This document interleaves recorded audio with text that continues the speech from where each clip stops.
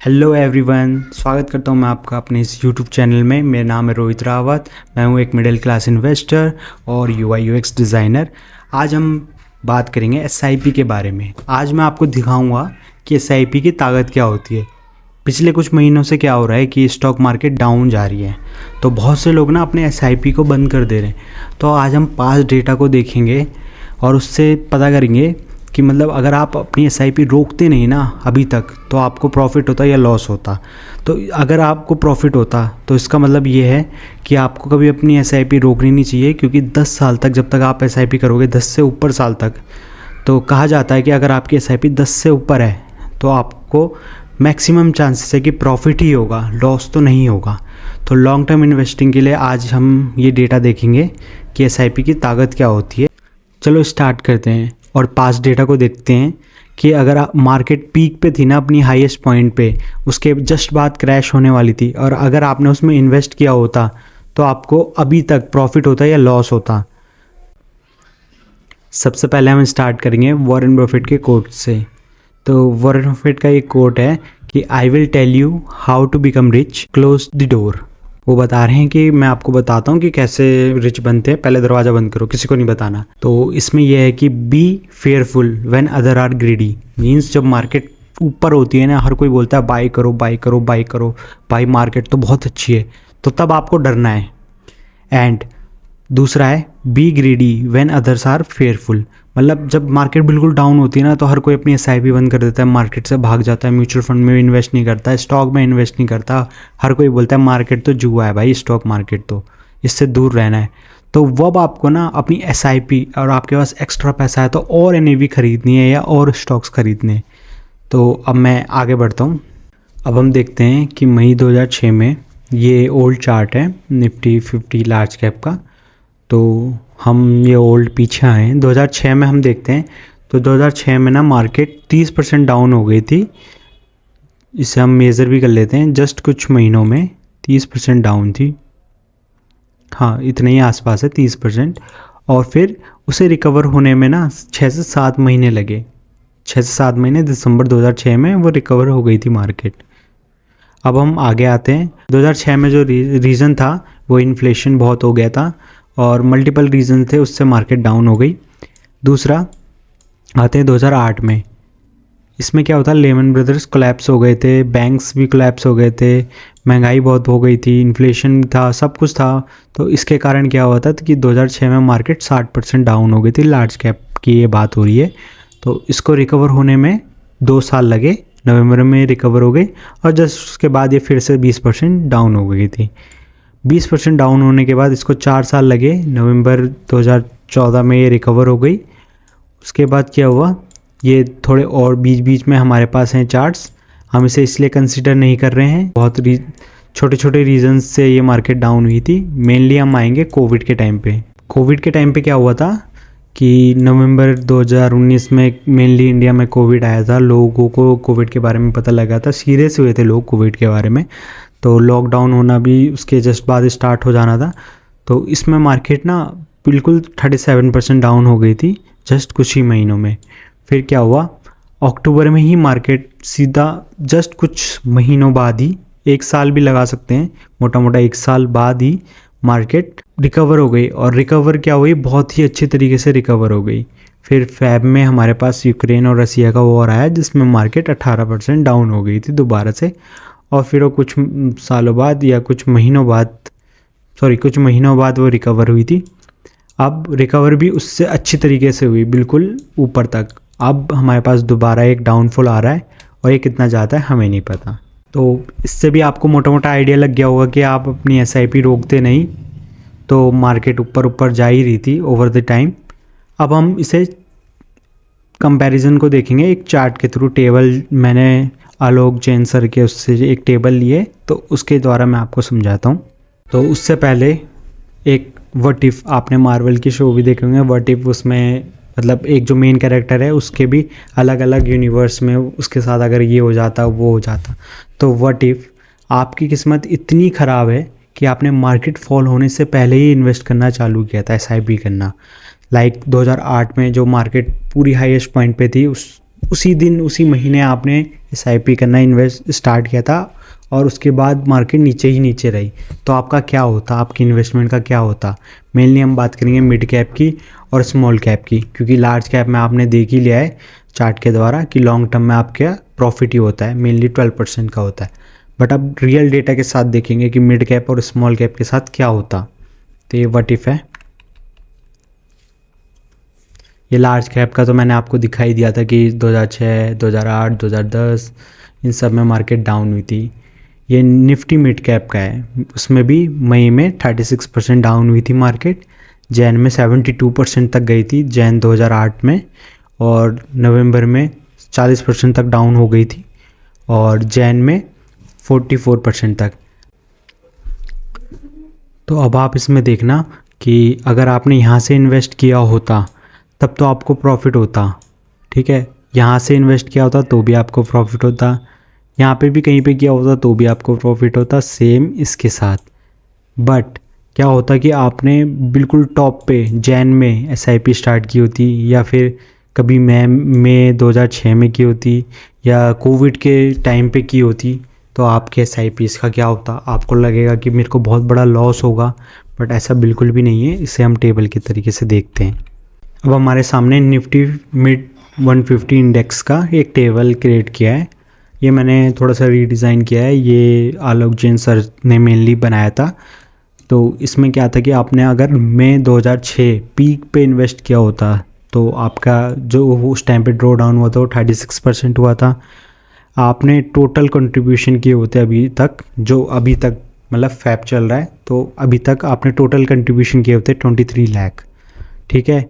आपकी जो वैल्यू हो चुकी होती ना, आपने देखा कि जस्ट इन आपके SIP करने के बाद 36% डाउन हो गई मार्केट, आप बहुत अनलकी थे, ठीक है। उस पर फिर भी आपकी जो वैल्यू होती मिड कैप में अगर आपने इन्वेस्ट किया होता तो उसकी करंट वैल्यू होती 1.27 करोड़ रुपीस। आपका जो XIRR होता हर साल का वो 16% आपको मिल रहा होता। इंडेक्स का उस टाइम पे 14% है अभी तक। जो आपने टोटल मंथ अभी तक जो इन्वेस्ट किए हैं SIPs वो हैं 227 227 SIPs आपने अभी तक की है मंथ की। और जो ये 14 है ना, वो ये मंथ है कि आपने अपना जो पोर्टफोलियो रेड में देखा ना, वो 14 मंथ तक देखा आपने SIP की। 14 मंथ तक आपको रेड में अपना पोर्टफोलियो दिखा, मतलब 1 साल 2 महीने तक आपका कोई भी प्रॉफिट नहीं हुआ आपको। आपने फिर भी इन्वेस्ट किया कि हाँ चलो कल को होगा कल को होगा, तो उसी का ही ये रिज़ल्ट है कि आज आपके पास 1,27 लाख रुपीस होते। और इसमें जो कंट्रीब्यूट था 6%, मतलब 6% टाइम 100 में से 6% टाइम आपका पोर्टफोलियो रेड में था, ठीक है। वैसे ही 2008 में अगर एग्जांपल लेते हैं, इसमें तो और ड्रॉ डाउन हुआ है 72% का।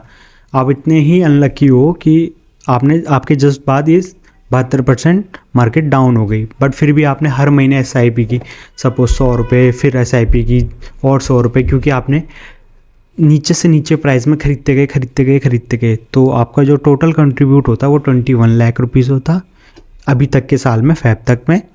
और जो उसकी वैल्यू होती ना वो 1.07 करोड़ हो चुकी होती। उसका XIRR आपको 17.616 मिल रहा होता। इंडेक्स आप देख सकते हैं 12.66। और जो टोटल मंथ आपने SIP की होती वो 207 मंथ थी। और 16 मंथ मतलब 1 साल 4 महीने आपको ये लॉस में अपना पोर्टफोलियो दिखा होता। फिर भी आपने कंसिस्टेंसी दिखाई अपने SIP की, तो यही SIP की ताकत है। सिर्फ 8% ऑफ टाइम आपका 100 में से आप रेड में थे, तो ये है SIP की पावर। नवंबर 2010 में भी आपके सामने ये डेटा है। नवंबर 2010 में भी हम देख सकते हैं कि आपने अगर स्टार्ट किया होता 40% डाउन होता, 17 आपको मिल रहा, 17 लाख आपने इन्वेस्ट किए होते, 71 लाख आपको मिल चुके होते। ये आपका XIRR है, इंडेक्स है 173, ये है। अगर अब आप अपना, हाँ इससे पहले पॉज करने से पहले आप पॉज करके पढ़ भी सकते हैं। अक्टूबर 2021 में जब कोरोना वायरस हुआ था, मेनली चल रहा था, फर्स्ट फेज़ सेकंड फेज़ हो रहा था, तो मार्केट डाउन 22% थी मिड कैप के लिए। और आपने 4 लाख इन्वेस्ट किए होते, वो अब तक 5.5 लाख हो चुके होते। तो मतलब आप देख सकते हैं कि लॉन्ग टर्म में ना आपको लॉस ही नहीं है SIPs में। लॉन्ग टर्म अगर आप रहोगे 10 साल से ऊपर रहोगे मेनली, तो आपको लॉस ही नहीं है बल्कि फ़ायदा ही फ़ायदा है, आपका फ़ायदा ही फ़ायदा है। आप यहाँ देख सकते हो कि 6% टाइम आप वो थे, 8% टाइम अगर आप इनका, हाँ इसमें है भी तो 17%, 17%, 16% आपको प्रॉफिट ही हुआ है लॉन्ग टर्म में। इसको तो हो गए 6-4, इसको तो हो गए 19 साल, इसको भी 17 साल हो गए, ये हाल फिलहाल 15 साल का ही है। तो ये आप देख सकते हो कि 10 साल से ऊपर जितने भी आपको बहुत ही अच्छा प्रॉफिट हो रहा है। हाँ कोविड का भी हुआ ही नहीं है, अभी 5 साल ही है, तो उसमें भी अच्छा ही खासा है। तो सेम अभी भी हो रहा है, मार्केट अभी भी डाउन है तो लोग डर रहे हैं, बट आपको कंसिस्टेंसी दिखानी है। अगर ज़्यादा पैसे नहीं डाल सकते मत डालना, जो भी पैसा आप हर मंथ डाल रहे हो उसे रोकना मत। अब हम आगे बढ़ते हैं इसमें। अब ये है निफ्टी स्मॉल कैप का, मई से 32%, जैन में 77% नीचे गई थी, नवंबर में 45%, वही नवंबर 15 में 2015 में 31%, 18 में 66 और 22 में 34। तो अब इसका भी देख लेते हैं टेबल कि आपको प्रॉफिट हो रहा होता स्मॉल कैप में या लॉस हो रहा होता। अब 2006 में आपने जैसे इन्वेस्टमेंट चालू करी, आपका ड्रॉ डाउन हो गया 32% का, ठीक है। आपने जो अभी तक कंट्रीब्यूट किए होते 23 लाख होते, जो आपकी वैल्यू होती ना आपको मिली होती वो 79 लाख रुपीज़ होती। आपका XIRR 1% था। तो देख रहे हो ना आपने जो लॉस देखा होता वो 2 साल करीबन, मतलब पूरा ही 2 साल समझ लो हिसाब, और आपका जो 10% ऑफ टाइम पोर्टफोलियो लॉस में था।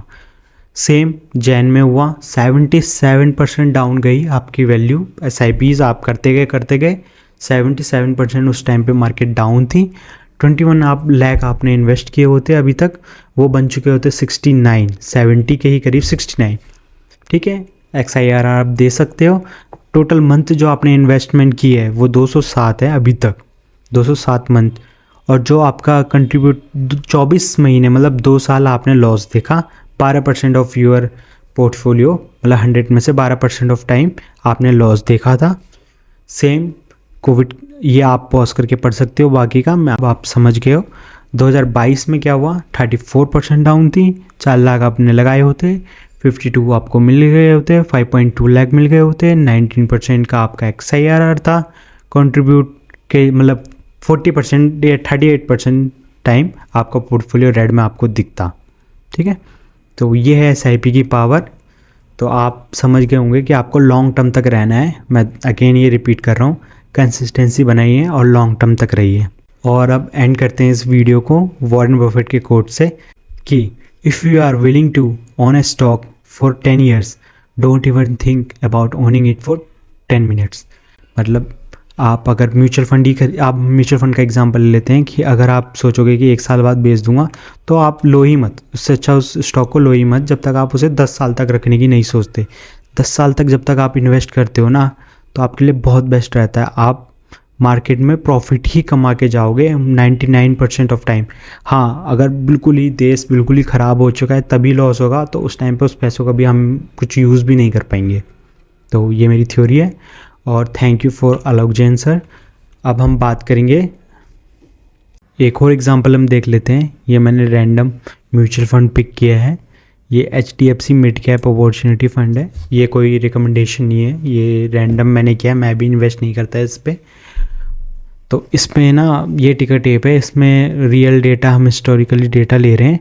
तो अगर आपने 5,000 की मंथली SIP की होती ना, तो यहाँ पे आप देख सकते हैं कि आपने इन्वेस्ट किए होते 1,80,000, आपको जो रिटर्न मिल रहा होता वो 70 के करीब था। टैक्सेस वैक्सेस लगा के ये जो भी है इतना आपका बन जाता। अब हम इसे 3 से 5 करते हैं, तो ये थोड़ा सा टाइम ले रहा है। हाँ तो 5 में भी ये प्रॉफिट में ही है होते आप, पूरा 83% का वो मिलता आपको ना, प्रॉफिट में होते आप। ये टैक्स वैक्स लगा के आपके पास इतना बन जाता। अब दूसरी चीज़, अब हम इसे 1 साल करते हैं, 1 साल करते हैं। ये शॉर्ट टर्म में था, इसमें भी आप प्रॉफिट में ही हो, टैक्स वैक्स करके ये इतना हो गया। अब इसे हम, ठीक है 5 महीने भी हो सकता है ये, तो 5 महीने आपने इन्वेस्ट किया, आपका रिटर्न ही माइनस में है। तो देख रहे हो आप जितना शॉर्ट टर्म करोगे ना तो आपको प्रॉफिट नहीं होता उतना। 5 महीने के लिए आ गए, आपने सोचा कि पैसे बन गए, तो ऐसा नहीं बनता। वही आप इसे 10 साल कर दो आप, तब आपने रिटर्न देखना। चलो ठीक है 5,000 भी बहुत से लोग नहीं कर पाते, स्टूडेंट लोग, तो 1000 भी कर देता हूँ और 10 साल मैंने इसको कर दिया है। तो अब रिफ़्रेश करता हूँ। 1,20,000 ही आप इन्वेस्ट कर पाते, पर ये जो आपके ना तो दुगने से भी 50% ज़्यादा ही हो गए, तो 271 हो गए आपके। अब इसका डेटा अगर इससे ज़्यादा होगा तो मैक्सिमम इसका 12 साल है, देख लेते हैं। आपने 12 साल के लिए सिर्फ 1000 रुपये लगाए होते तो आपने इन्वेस्ट किए होते 1,40, मोटा मोटा समझ लेते हैं, आपको जो उसका रिटर्न मिल रहा होता ना वो 4,44 था। ये हिस्टोरिकल डेटा है, ये गारंटी नहीं लेता आगे की, इससे ज़्यादा भी हो सकता है और इससे कम भी हो सकता है। बट जो आपकी वैल्यू देखो, जितना लंबा आप टिके मार्केट में, तो आप देख रहे हो वैल्यू आपकी कितनी हो जाती है उस स्टॉक की, म्यूचुअल फंड की। तो दूसरा एग्जांपल मैं लेता हूँ, मैंने ये भी रैंडम लिया है, एक्सिस का है ये, स्मॉल कैप 50। तो इसका भी देख लेते हैं। इसका मैक्सिमम 2.5 ही उसका है, तब भी आपने इतने इन्वेस्ट किए होते, आपका प्रॉफिट इतना होता। तो होप आप समझ गए हैं। Thank you. एंड मैं चाहता हूँ कि आप इस चैनल को लाइक शेयर सब्सक्राइब करिए, जो कि मैं नई नई वीडियो लाता रहूँ और मैं भी कुछ सीखता हूँ और तुम्हें भी सिखाऊँ। और मैं भी इतना बड़ा इन्वेस्टर नहीं हूँ, बट धीरे धीरे करके जैसे ये मेरी वीडियो चलेगी, मेरी जॉब और अच्छे से चलेगी, मेरे को नॉलेज आएगा स्टॉक्स और म्यूचुअल फंड के बारे में, तो मैं आपको भी सिखाऊंगा और मैं भी खुद इन्वेस्ट करूँगा। तो थैंक यू।